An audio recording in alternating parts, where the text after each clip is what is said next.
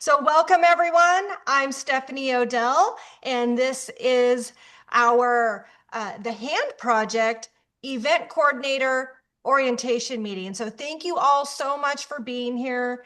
And this is being recorded. I think Lion Paula couldn't be here. Let me see.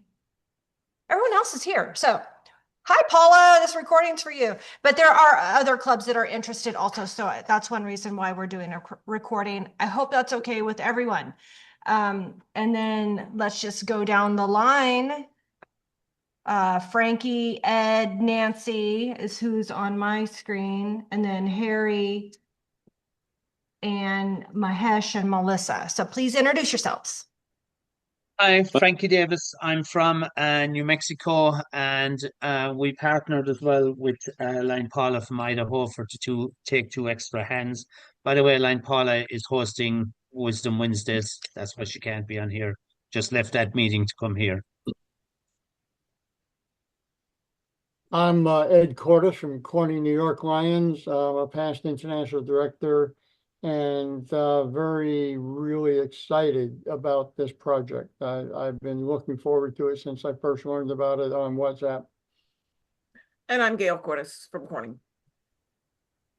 All right. Hi, I'm Connie Yonker from the Corning Lions Club. Connie. Hi, Connie. And go ahead. I'm Harry. I'm Connie's husband.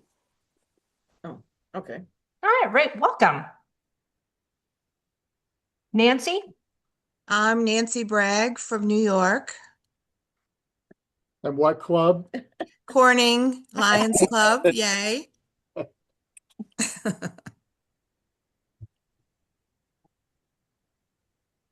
right, Mahesh? Mahesh is on silent because he has throat issues. He's in the chat. Oh, okay.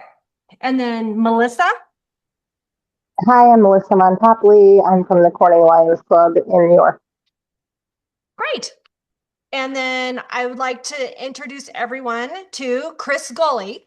Chris Gulley is the founder of the Hand Project. And so we are so fortunate that he's here tonight to get us all oriented and let us know how an assembly event works, and also tell us more, history about the program and tell us about beneficiaries and all sorts of stuff. So Chris, you can take it away. Tell us about yourself, how the project got started, all that good stuff. Okay, well, good evening, everyone. I'm actually sitting in British Columbia at the moment, but my accent is from New Zealand. But I've lived most of the last 14 years in Germany. So I'm fairly international. And the Hand Project was started. I used to work with some hands out of the US,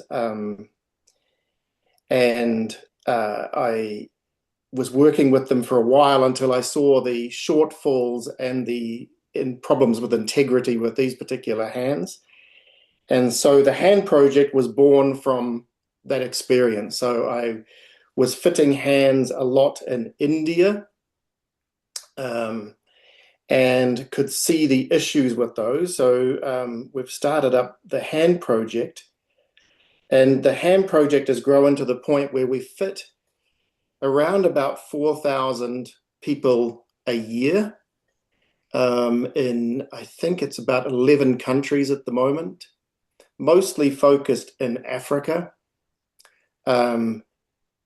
India and Nepal are in there as well, and next month, what are we? We're in April, yes. So May, we'll be doing our first, what we call a fitting camp in Guatemala. So we're partnering with an organization in the US who is very, very similar to what we're doing, but whose product is really not capable of the functions that are needed in some of these low-income countries. If you've got questions and things, ask too. I'm a little bit out of practice with all this. So the entire project is funded through these team events that, like you're about to do. Generally, we focus on corporate teams, and most of that work is based in Europe. Yeah, but we have events across the US as well, and in Canada and Australasia, and well over the globe, but the main 80% of that work is in Europe. And so the only way that the hands come into existence are through these team events. That's our funding model. We don't rely on donations, because donations in the charity space is very fickle in terms of funding. You cannot rely on donations.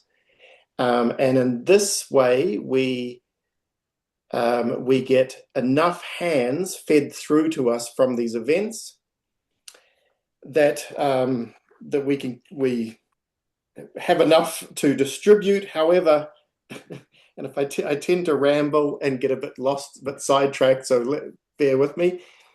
Demand for hands far, far, far outstrips the supply of hands that we have. However, we are also restricted in terms of fitting of the hands and the people who are trained to do so.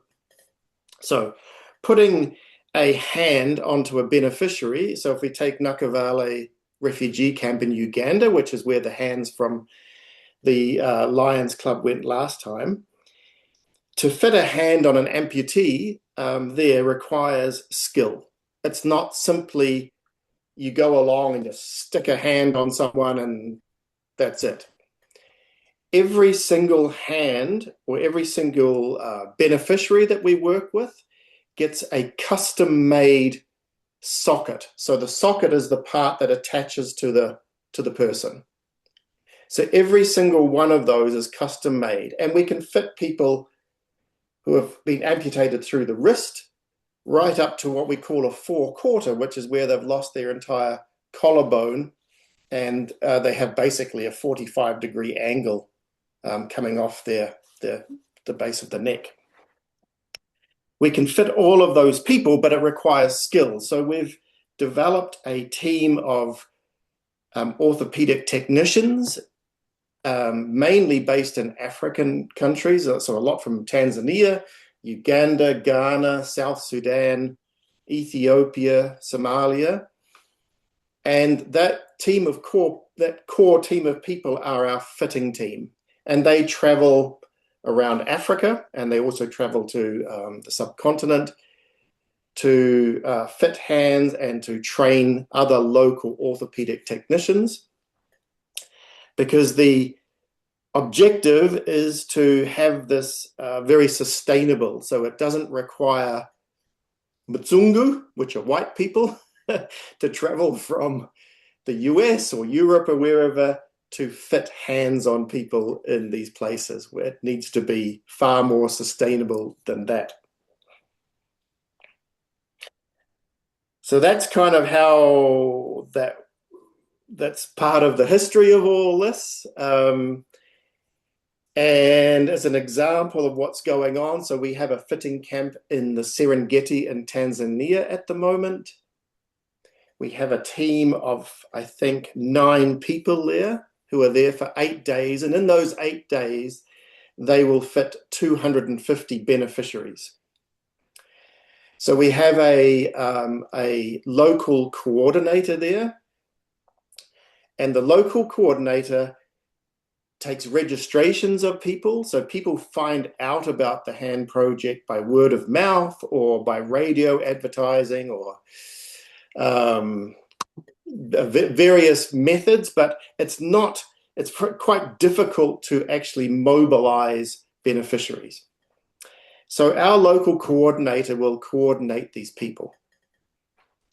Our team arrives and they stay at a local hotel and they go in every day, and they're fitting 30 to 40 people every day.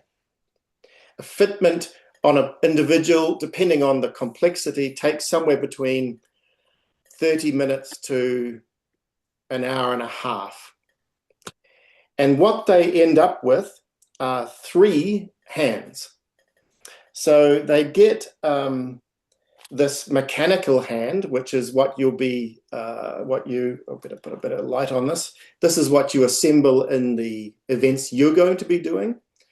This mechanical hand opens and closes, and you're able to, with that, you're able to grip certain objects.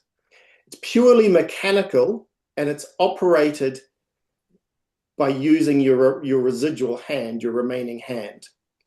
Or if you were a bilateral amputee, either someone puts something in there for you, or you can work out how to operate it using your stump of your other arm, or your chin, or whatever object you might have. It's purely mechanical. If it's too much information, let me know, or if I'm waffling on, let me know. But purely mechanical, because let's say we're taking the Serengeti or Nakavale refugee camp, in that setting, electronics do not work.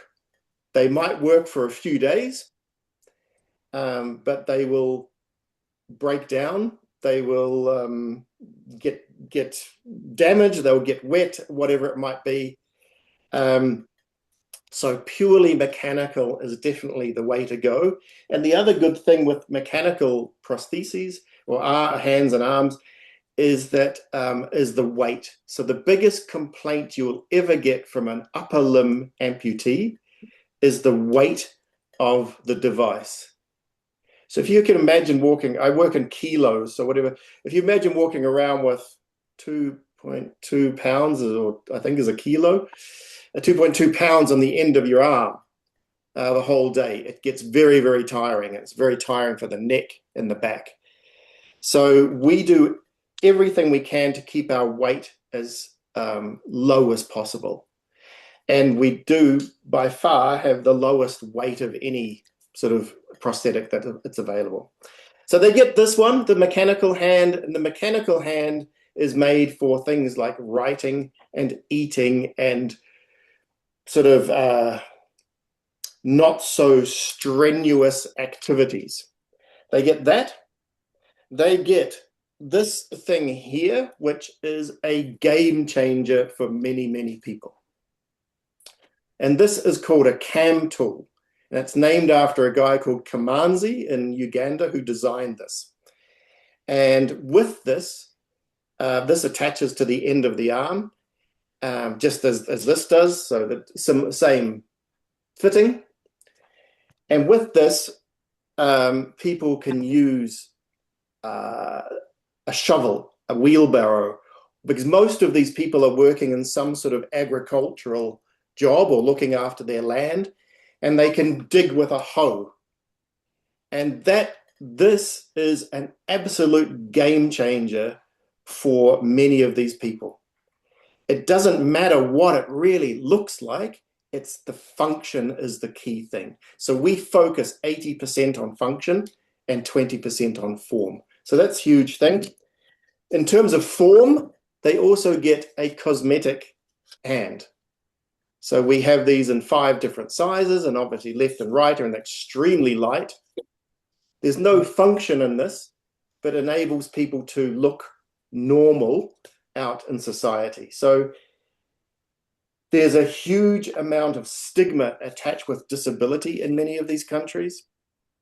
And people who have been, suffered an amputation will often withdraw from society. They will be shunned by their family, by their friends. They will not want to be seen. The friends and family won't want to be seen with them. So people will hide themselves away, and they lose a huge amount of confidence and whatever it's called. You know what I'm talking about, like self-confidence or the ability to do things, whatever that is. So enabling them to take this, and they quite often paint this so it's more in line with their own particular skin color. They are far more confident in going out in public. And you get people who church is a big thing in those places. You get people who have not been in church for 5 years after being amputated who go back to church, that sort of thing. So each beneficiary is provided with 3 hands. Right. So what else can I tell you? That's how that works. Personally, I have fitted, I think, about 1,500 individuals across many, many countries. I see for myself with my own eyes the difference that this makes, and it is life-changing. It's life-changing for the beneficiary who's getting these things, but it also has an impact on their family and their communities. So we multiply the impact of one hand by 10, because it's going to affect at least 10 other people. So if you're assembling 4 hands with your club, you're going to impact at least 40 people with that service. And I'll just Which is make a note right there. So we do keep track of how many people that we impact with our service projects. So if you're doing 4 hands, remember that's 40 lives that you've impacted. At least. I mean, particularly bilateral amputees, so someone who's lost both hands, and they're entirely reliant on their family or people around them to do things for them, to give them back that independence where they can actually eat for themselves, or they can hold a washcloth and wash themselves, or they can scratch their head. Imagine having no hands and no arms and not being able to scratch yourself. It's beyond, you can't really imagine how that would be. Does anyone have, yeah, anyone have questions so far? Before we'll get into like the event type stuff, but does anyone kind of have questions about, how it started, the program? I'd just like to say I've watched several of your videos, the ones you sent recently, which I forwarded to the members of our club. And then I think when we first got started, I went to your website and saw some videos on there. They're very impactful, and anyone that watches those videos and isn't moved about the impact that we can have on people's lives, I don't know what else we can do to get people to understand how impactful this is. Yeah. Maybe you could talk about that a little bit, Chris. Sometimes, just speaking from personal experience, like trying to convince my club to do this, they were not instantly like, oh yeah, we're going to do that. There was a lot of like questioning, like, well, how did these people lose their hand? Were they doing something illegal? Why don't they have health insurance? Why can't they get their own hand? Like, I'm serious. Like, people are asking things like this. Yeah. And so maybe you could talk about like how they've lost their hand, why they don't have a prosthetic hand already. Okay, so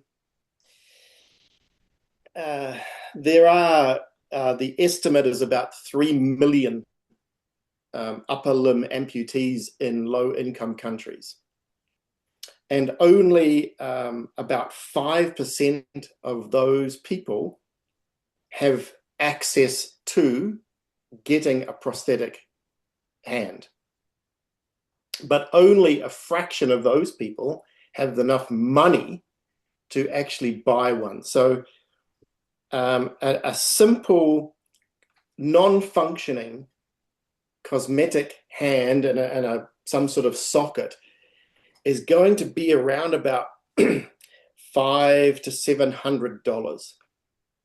Now, in Uganda, the average income is 50 cents a day. So $500 is an absolute fortune. So people simply cannot afford these things. And in all of these countries that we go to, there is no such thing as health insurance. And there's no assistance from the government. It is simply that is how things operate in those countries. So basically, if you've lost a hand or an arm, basically there's not really any chance of getting any help, unless maybe you can find a donor, someone who can provide some money, maybe, but that's you end up in the Nakavali refugee camp after fleeing conflict in the Congo. That's not going to happen. So there's no assistance for these people. It's just basically that's it. You're on your own. It's just simply, I'm not too sure how many of you have traveled through Africa, and I'm not talking about going to a game park. I'm talking about like in rural Africa, like particularly sort of the West Nile and Eastern Africa. It's desperate. It's pretty desperate. How do people lose these? It depends on which country, but if we take Uganda as an example, we keep statistics of everything. So off the top of my head, about 60% of those people have lost their limb through a vehicle accident. Maintenance of vehicles is shocking. The roads are terrible. The driving is terrible. It's phenomenal. So it's one of the scariest things we do is driving, and we try to avoid driving at night because it's so dangerous. There are a lot of industrial type accidents, so they don't have the same sort of health and safety standards as we do in Western countries. So a lot of stuff on like milling machines. So chaff, doing like grinding stuff up, and a piece of clothing gets caught in, like a sleeve, and then the hand follows. There's a lot of that. And there's things like electrocution, burns. Then there's congenital cases, so people born without a limb. Medical misadventure. There's some horrific stories which I should not share with you of how people lose their limbs. And then there's violence. So in the Nakavali, so that's where these hands from the Camas lions went. You've got a lot of people fleeing the Congo, all the conflict on the Congo, and which is all about cobalt and minerals that we use in our mobile phones and Tesla batteries and things. That's where all that's coming from. It's all about money. There are rebel groups who go through, and in those villages, if they attack a village, they quite often will kill the older people. They will take the boys and turn them into soldiers, using drugs and things. And girls, they will either do long arms or short arms. So they will chop their hands off either here or their arm off here. Quite often it's the right side, because voting is done because people don't know how to write and stuff. They vote with their thumbprint with the right hand. So no right hand, can't vote. It's a different world. So Stephanie, to answer your question on how do people lose their hands and why can't they get hands, that's how it is. All right. So I was asking because our other clubs, like club members of yours, might ask you these same questions. Like not everyone is like instantly open-minded. Not everyone is instantly like going to understand what these people have been through. So you might get these types of questions like when you're doing this project. Yeah, and as I say, the demand is massive. So we were in Ethiopia about this time last year.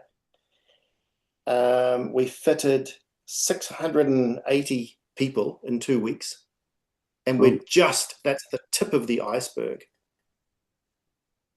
We only visited 4 locations in Ethiopia, and there was one day that was really badly organized. The one day we did 103 people. We finished at like 1:30 in the morning. But our thing is, for us in our organization, the beneficiary is at the very, very top. They deserve the best that we can give them. So we treat them really, really well. In fact, one of the big problems in mobilizing people is that if they have to travel 50 miles to come to us, that's going to cost them $5. And they don't have $5. Or if they gave the $5, they and their family would not eat for the week. So what we do is we have a very small charity that takes donations called Give Dignity, and we use those funds as a transport fund. So we give our organizer, let's say $2,000 or $1,000, and they know the people who need the money to get there. So that should not be a barrier. Then when they get there, they're often hungry. They haven't eaten. So we provide them with food. Because for them, we treat them up the very, very top, which is completely different to how they are usually treated in their societies, being an amputee. Anyway, that's just a little aside thing. But there are some horrific stories that we come across. And we also do things like we provide surgeries for teenagers. So quite often, if you lose your arm above the elbow when you're very young, the bone continues to grow, and it grows out as a long, thin finger of a bone, and it protrudes the skin, and it has a very it sticks out. And it can be quite painful, but it's also just very uncomfortable for the person. This operation costs, what they do is they open it up, re-amputate the bone, reduce the bone, and then close it over. And that operation costs about $300. But these people have no money, so it's like they cannot afford that. So $300 and you've completely changed someone's life. It's absolutely amazing. It's the same with these hands, like we retail these in Europe for, in the US I think it's about $350 or something. This thing is not worth $350, but that $350 pays for the fitting of one beneficiary. So that includes the 3 things they get, plus the socket, plus the Velcro, plus the foam, plus a shipment. The last shipment we sent to Tanzania for 250 people was 400 kilos, whatever that is in pounds, I don't know. But anyway, it's a big shipment, and it pays for everything. And $350 to change someone's life in such a huge way makes a big, big difference. And I don't think it's that much. But when it's one of the questions, Stephanie, it's like, how is this worth $350? But it's not. You're paying for a beneficiary, to be able to fit a beneficiary. That is another question you will all get, is like, why don't we just print these on our own 3D printers? And why is it $350? I could probably print this on my own 3D printer, even, less money. So thank you for explaining that. As I say, each individual gets a custom made arm. Yeah. there's no sort of one size fits all. Every amputation is different. Everyone's size is different. So it's, there's a lot that goes into it. Even children, we give them a prosthetic toy because children don't really like this and it's quite heavy for them, but they love toys. So we give them a toy. And if the parent, we train the parents to tell the child, it's a toy, it's not a hand, it's a toy. And they are far more likely to take this on and to use it every day. And by doing so, they build muscle because they don't use the hand without the arm, the arm without the hand for anything heavy. So they build muscle and they build fine motoric skills, and they get to understand what it is. That works really, really well. The other thing we also do, sorry, I'm waffling on, but we also have past beneficiaries. They join our team as ambassadors. They become the trainers and the organizers.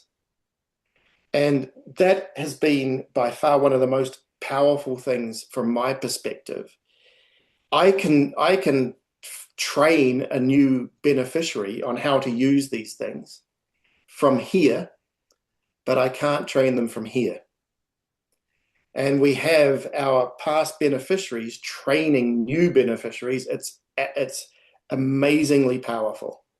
And I just love the fact that you see this sort of full circle. So these people who have been down and out, who have become part of our team, who then become so sort of powerful from it. It's really impressive. And I think a couple of those stories are in the videos that Dory sent to us.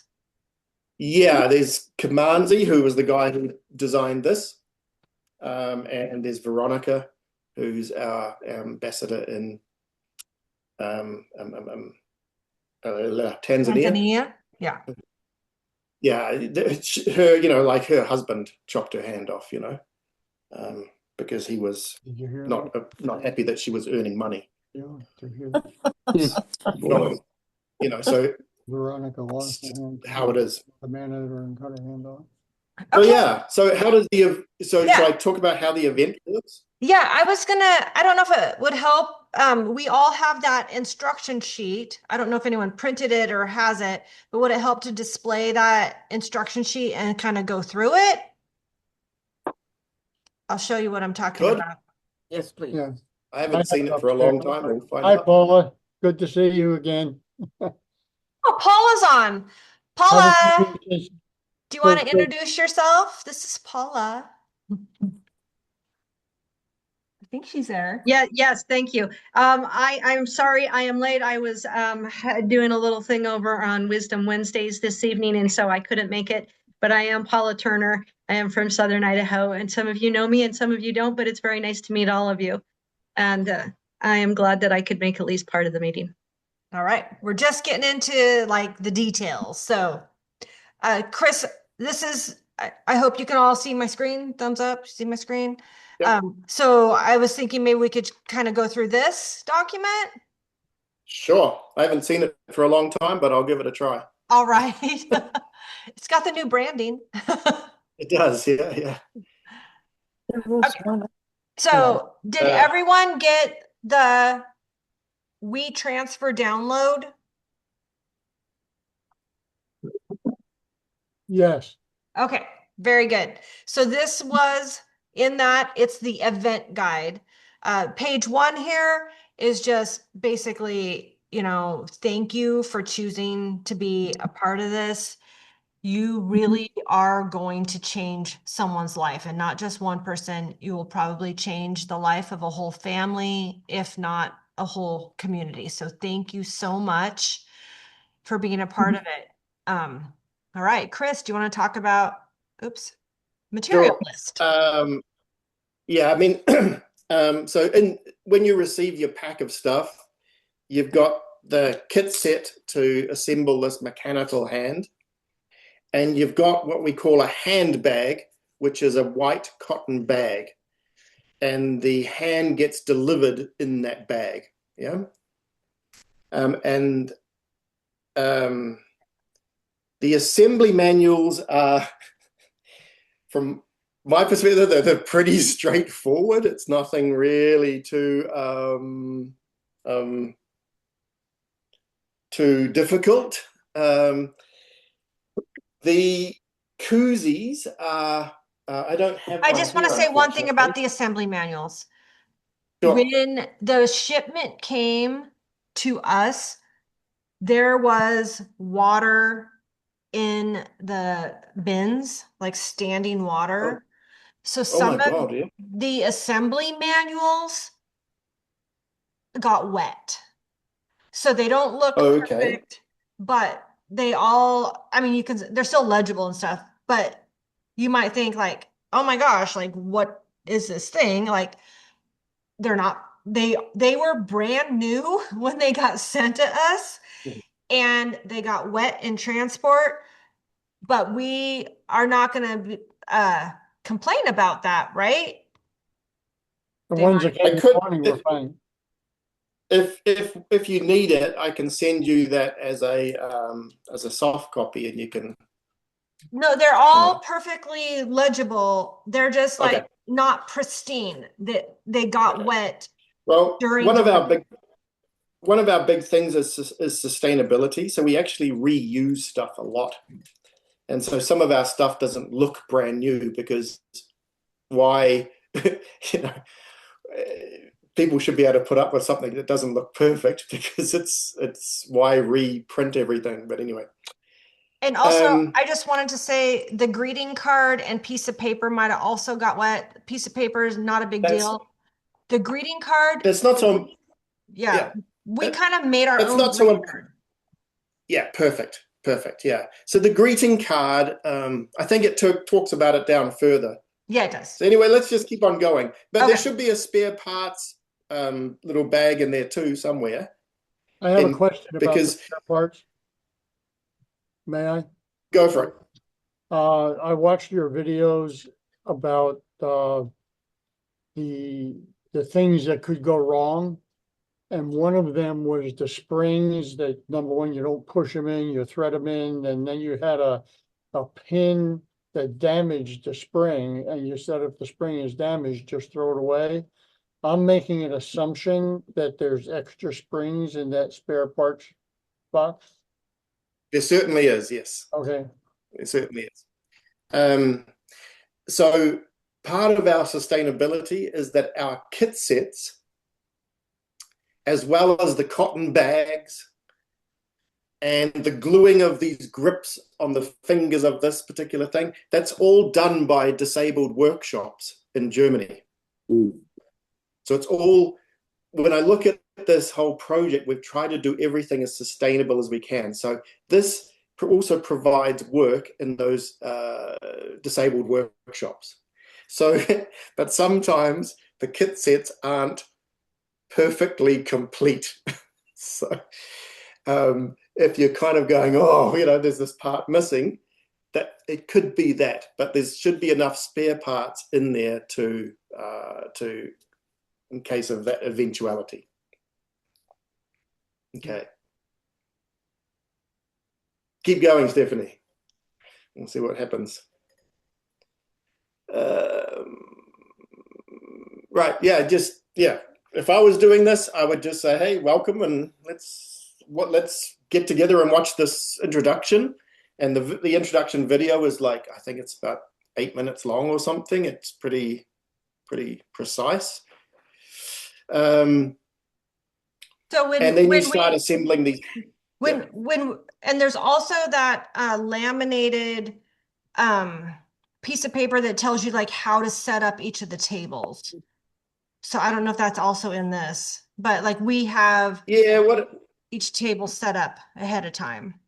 Yeah, I don't know what's in this document. I haven't looked at this sort of stuff for a long time.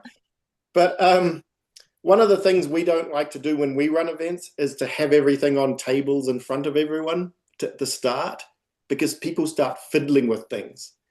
And what you want is them to actually watch this video and to actually focus on the video instead of starting to fiddle with things and figuring out how to put it together.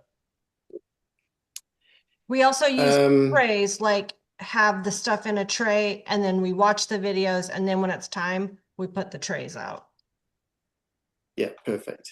I don't know what else is in this document down here. Oh, here it is. Oh, there you go. This is the prep. Yeah. Just teams, if you work in teams of 3 or 4 people, it's really good. So, and, you know, just around a small table. And, you know, this is more for a corporate group, this document, but, you know, I'm just more interested in what's further down, Stephanie. Okay. Blah, blah, blah, blah, blah. Okay. Inviting, yeah, okay, cool. Yep, keep on going. That's all good. That's all good. Introducing, yes. Power of purpose. Yep, that's all good.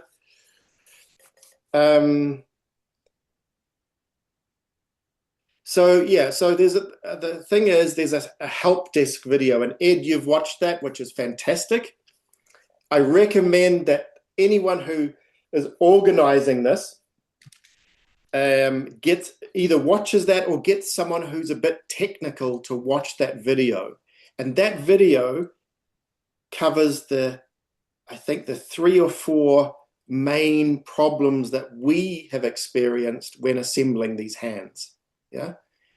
And by watching that, you'll know to look for it, and you'll know what to do if that problem comes up.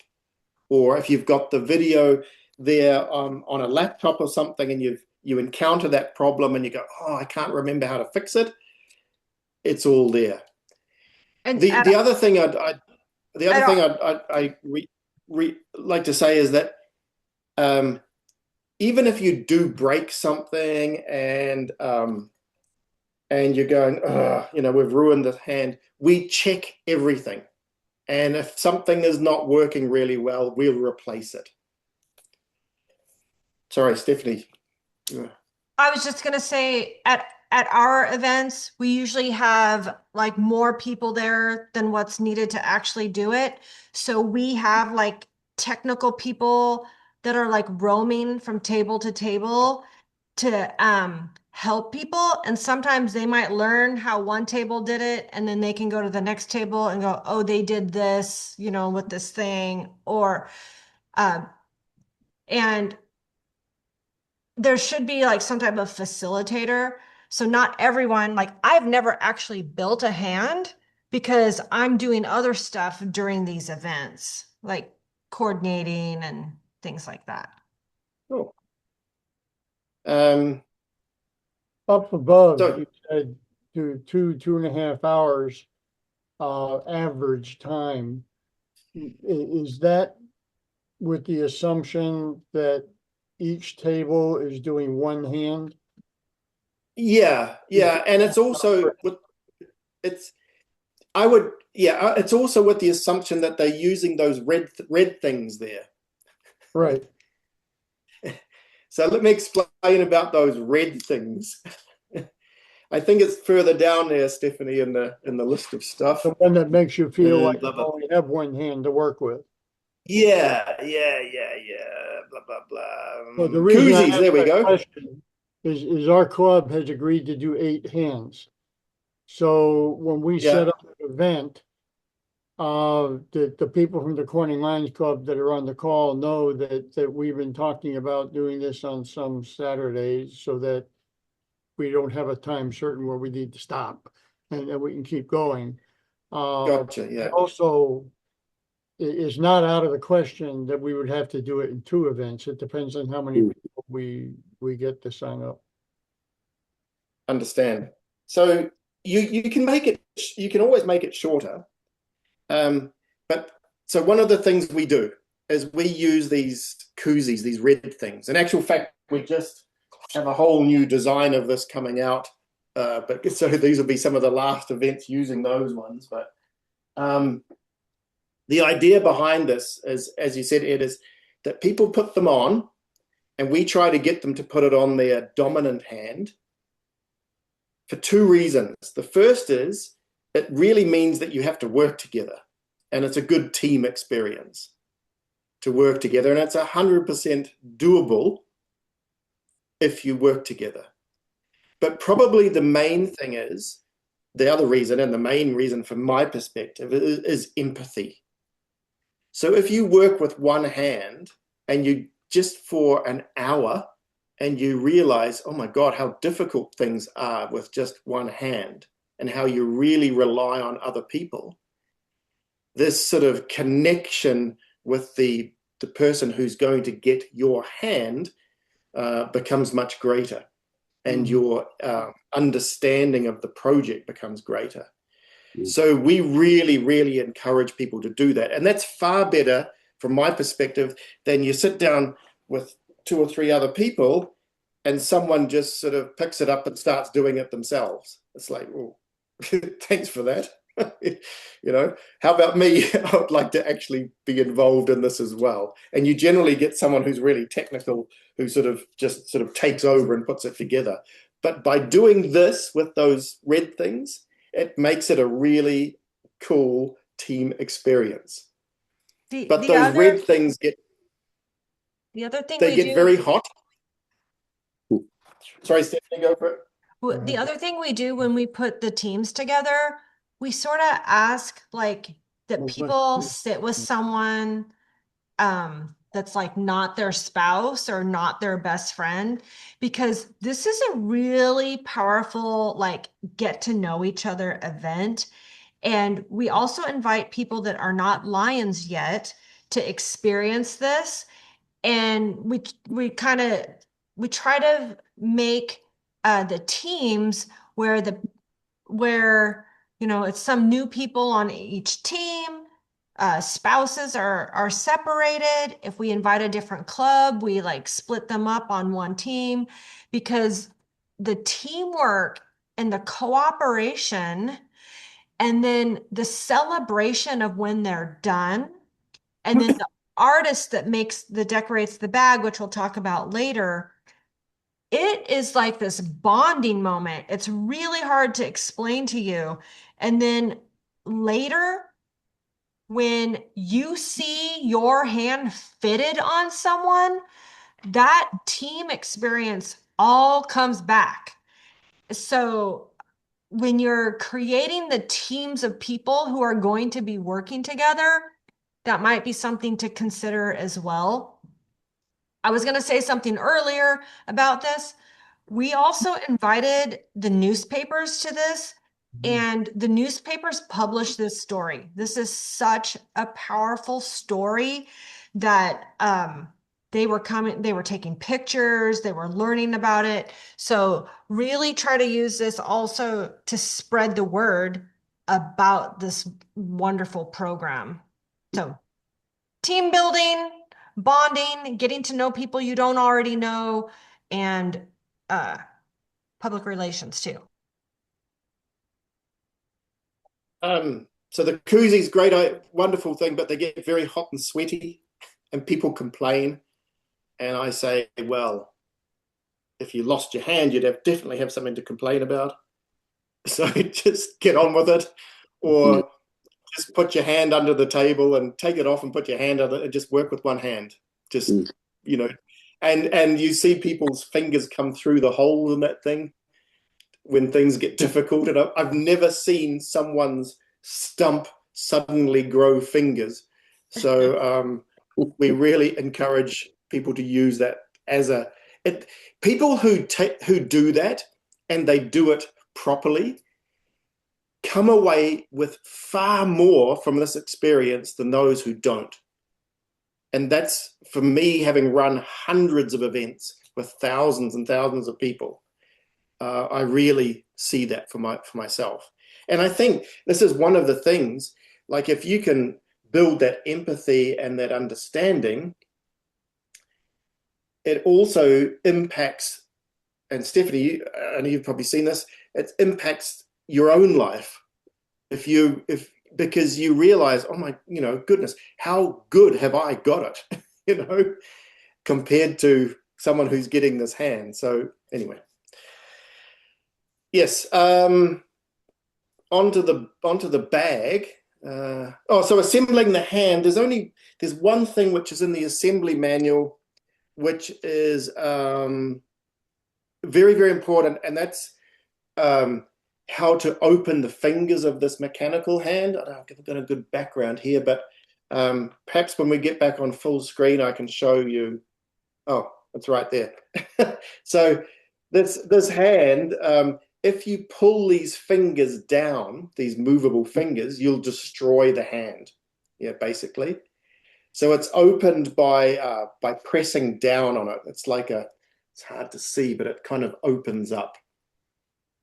So when you get the first one assembled, make sure that message goes through. There's one way of destroying it, and that's pulling this finger down. Yeah, it makes a terrible sound when you do it, and it's similar to taking your own finger and bending it backwards and cracking it open. So that's just one thing. Anyway. Well, that was very helpful because I Good. read that in the instructions, and it wasn't really totally clear to me what the instructions were trying to tell me. But now that you show me the illustration where the separation that you're looking for is actually, I'll call it in the wrist, it is really before the wrist area. Yes. But that really helped a lot. Yeah, it's one of those things that's really difficult to get across on photos and that sort of thing. We used to have it in our video previously, but it's lost. There's too much information, and by the time people have finished assembling the hands, they've forgotten that thing. Mm-hmm. So it's if you're organizing this, or if you're kind of leading it, if you know about that, and you make sure that that's how people do it. It's quite hard. It's not an easy thing to do, to open this up. It takes a lot of pressure. But once you figure it out, it's really, really easy. And the other thing that's interesting about that is if you grip something, here I've got a brass fitting here, you can grip things as hard as you want. Like I'm going to press the fingers together with all my force. So it's really, really solid. No problem. But always opening it by pressing down opens really, really easily. So you can squeeze the fingers together as hard as you want, but pulling down, but always open by pushing the wrist or the hand, opening the wrist, if you like. Okay, what else is there on this document? Okay, so there's a handbag. I don't have an example here, but there's a canvas bag, a white cloth bag. And so one of your things is to decorate this bag.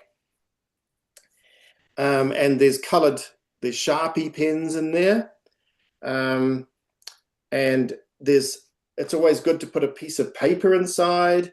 There's an example there. A piece of paper inside so the ink doesn't go through. And decorate it as you wish. It's like a gift to the beneficiary who gets your hand. But make sure that what you do is across the top of that bag, you write down your club and perhaps the month that you did it or something like that. And so what we do is when we fit hands, we then take a photo of each of those beneficiaries holding the bag. And then we send those photos back to you. Now that process can take quite a few months, but because it's not like, it happens next week kind of thing. But it's really, as Stephanie was saying, it's really cool to get this photo of someone wearing your hand and holding your bag in Uganda or wherever it might be. Yeah. And people really enjoy these bags, they give them to their children, or they, whatever they want to do with them, basically. And the little letter that you can write is just a message to that person wishing them well, or some people put their email addresses in and get emails back from people. But, that's totally up to you as to what you want to do. But just make sure that you do write lions across the top and your club, so that our guys can really see that one there. It should say "Come us lions" across the top of the bag, because like the one, like that's a good one. Yeah, that's a really good one, because it's really clear on who made it. And there's a photo of a beneficiary at Nakavale with these things. Yeah. Wow. Now, a little word about the photos of beneficiaries. See how that guy wasn't smiling? No. I don't know. That guy's not smiling either. For a lot of these people, this is the second time that they've ever had their photo taken. Because the other time would have been getting their government ID, the little ID card, and you're not allowed to smile. And the second time would be this photo. So they've been really smiling and happy up until then, and you go to take their photo and they're looking grumpy. Yeah. So we do a lot of coaching on trying to get them to smile for the photos, but yeah, we struggle sometimes, particularly depending on where it is, particularly in a refugee camp, which is a pretty desperate place to be. Okay. I've done lots of talking. Has anyone got any questions for me? So I got the kit for the Corning Lions Club, and it's a big box with 8 hands in it. And I'll be honest, I pulled the paperwork out and I read it. And then I read the emails that Stephanie sent me over the last week or so, and looked at all the videos. We're going to get started. Well, we have conventions and meetings. There's a lot of stuff going on now until early May. So we're probably not going to get started until then. Is there a time certain that you need these back? Number one. And number two, our club hasn't paid anything yet. How do we do that? I think from a club point of view, our treasurer is not on the call, but I'm pretty sure he's going to want to have that this fiscal year, which ends June 30th. So tell me how to do that, or send it to me in email or something. Okay, so I will start sending you your invoice, and I will collect all the money from all the clubs, and then I will do a payment to the hand project. So I will plan to send your invoice out maybe next week. Within 1 or 2 weeks, I will send you your invoice of how your club can pay for those. That's fine. And then so Chris, I don't know what's realistically possible to do another camp in Machiavelli. I don't know, like. Yeah, in the second half of the year, we can, it's fine, no problem at all. I mean, it's not just Nakavale, it's like all of Uganda. I mean, there's waiting lists, and and there was then there was some conflict because we started giving these things out, and most of them went to the western side. No, the eastern side of Uganda, and then there was like this big thing about because it was basically when these things were available, and there was all this saying that we were favoring certain tribes and certain political affiliations and stuff. So all of the people in like Nakavale and that sort of side need to get those as well. But there's a big waiting list in Uganda. So I would say, if you want to look at something, and if people wanted to come to it, if people want to travel there, I'd say something, if you're looking around about sort of October, November, something like that might be doable. So if we had them done, I just have to sort of, if we had them done and shipped back to you end of May, early June, that's a good time frame. Oh yeah, no problem. It all takes a while to come to fruition, And I'll just add a little bit to the story. So after the international convention, I think in Orlando last year, Yeah, Orlando. Machiavelli Light Lions Club reached out to me and said, "Hey, we've been partnering with Lions Clubs in the United States. We're doing like eyeglasses and like used clothing and stuff. Would Camas Lions like to partner with us also?" And I said, "Sure." But then in my head, I'm like, I don't want to do something you're already doing. I want to do something different. And we had just got done doing the hand project. And I'm telling you, once you do this project, this is like, you will have members like this will be their Lions moment. This is life changing. And so it's really fresh in my mind. Like we just did this hand project for Ethiopia. So I said, "Hey, Benefice, like, do you have people at the refugee camp that are missing hands?" And he replies to me within like 5 seconds. And he's like, "Yeah, yeah, of course we do." And then I'm like, "Well, how many?" And he's like, "Well, as I look around, I see 20 and like, let me get back to you." And he's like, gets a list and he's like, in a couple days, he's like, "I just walked over here and there's like 40 people missing hands." And so that's kind of how this project started. The Machiavelli Light Lions Club reached out to do a partnership project. And this was like something we thought we could offer that is special and meaningful and life-changing because members of my club, Tim Eubank and Nancy Eubank, are personal friends with Chris. And so that's how the project came to us.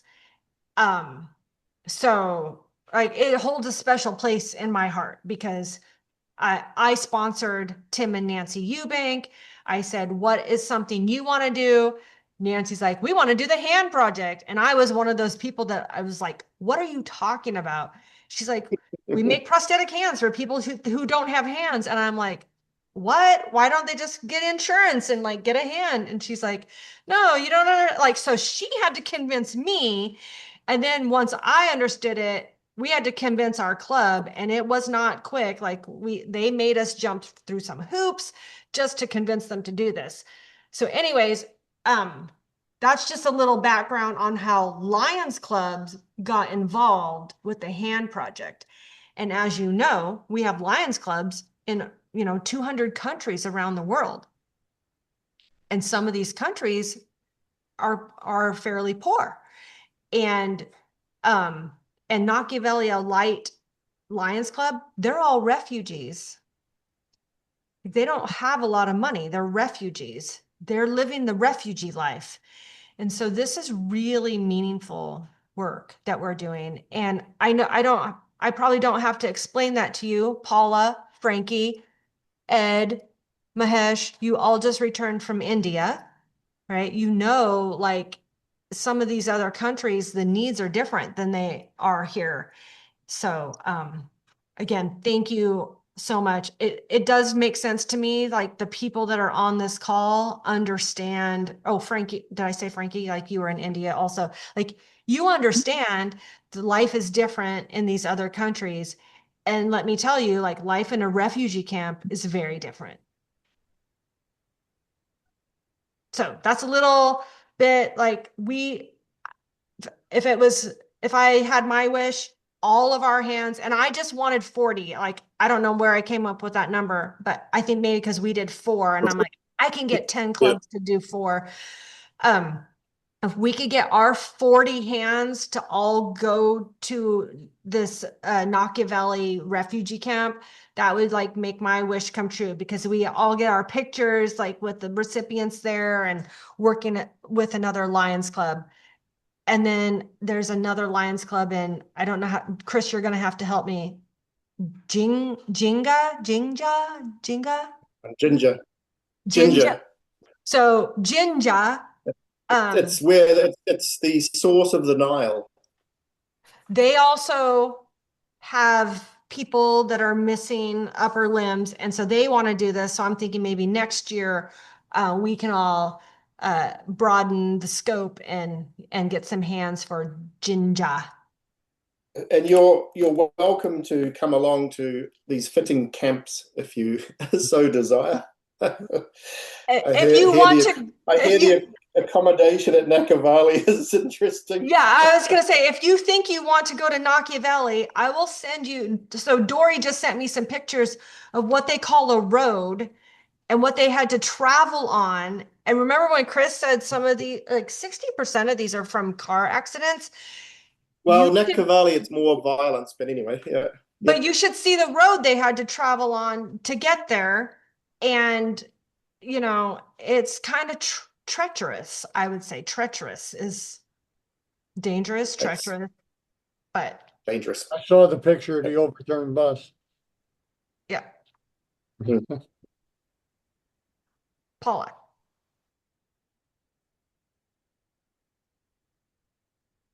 Sorry. I'm just wondering, how many hands do you have sitting at your place that haven't been assigned out to clubs to do in case, we have an issue where they go, oh, 2 is great, but let's do 4 more. I mean, and I don't know that that's going to happen. I'm just wondering, how many do you not have assigned out? I only have 7 left. Okay. I can send you way more if you like, Stephanie. Yeah, Take I take also another think 1,000. like we did 4 and then we were hooked. And so we're like, we did 4. Now we're going to do 40 and get more clubs. I Okay. think that's going to happen to all of you. Once you experience this and you take your pictures and then you send it over and they get fitted and you see how you change someone's life and you're able to tell this story, this is going to grow. Like you and your districts or your areas, this will grow. Also, there's other areas. I think, Chris, I was talking to you, is kind of bad timing, but in the Caribbean, there's also people like in Dominican Republic, like they're missing arms too. And so this isn't just Africa, they're going to Guatemala, in the islands, Yeah, there's people. we're just this year we're starting expanding into South America. Yeah. Well, just Central just as a note there, a side note, I'm going to Honduras on that Water with Women mission in June. I can do some pre-work down there if you want to look at going into Honduras next year, because I usually go once a year. And I don't know how many, I have no idea, but I can start to have some conversations with the people there to see if that would be appropriate if you were wanting to go to that area. We slowly, slowly. Okay. Because we have to increase the supply because we have a waiting list of 7 countries in Africa whose governments have heard about what we're doing, and they all are desperate for us to come. And we're like, well, we just have enough hands and we just have enough staff, like enough of a team to cope with what we have at the moment. So we're just slowly growing. And with the state of the world at the moment, in the last couple of years as well, we've found that that because these hands only come through these team events, we've found that the team events have tapered off not a lot, but they've tapered off somewhat. It hasn't continued to grow because everyone's very wary of the global economy, about keeping their money close to them. And then there's the sort of the questions that Stephanie had of what is this? And is it real? And do these people get something? And you have to continually try to prove the fact of what you're doing. And it's quite exhausting. But anyway, I'm waffling. That's also another place where all of you, like I know Frankie, I know Paula, I can imagine, Mahesh, Ed, like we're lions and this is what we do. And when we see a need, where there's a need, there's a lion. And we all know each other and we're all working together. And I think this is one thing that really would be good for the Lions because now we can bring this, right? And there's some clubs, they're sort of getting bored with just doing the same things they always do. Like, oh, we sell pancakes. Oh, we sell pancakes. Well, that's not very exciting to them. This is so meaningful.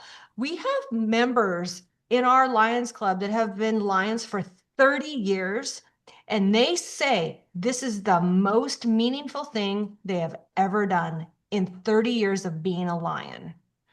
And so We get hopefully, that on corporate events. You know, a lot of these companies do team building stuff all the time, and they come along. Oh, what bullshit are we going to do today? What are they going to make us do? And they go away and they're crying, and they're like, that was the most, the best use of 2 hours that we've ever had ever in our working lives. It's like, wow, okay. So yeah, it's a cool thing. Thank you.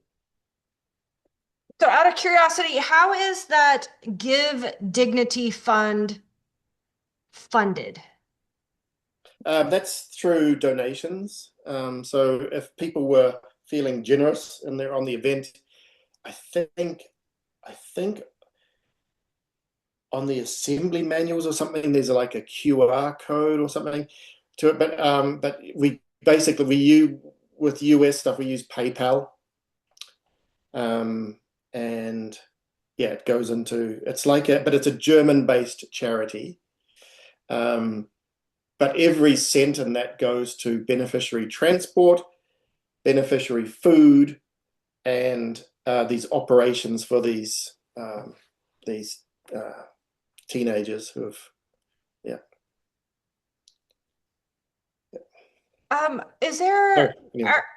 are there ever young people assembling them? Like, like 15 years old to 18 years old? Oh, you mean assembling doing Yeah. this? Yeah, we've had, the occasional school groups and those sorts of things, but the cost of them sort of prohibits a lot of that. Oh, yeah, people do. Like, yeah, really a grounding thing for people to do. It's a little bit different than being on the Xbox.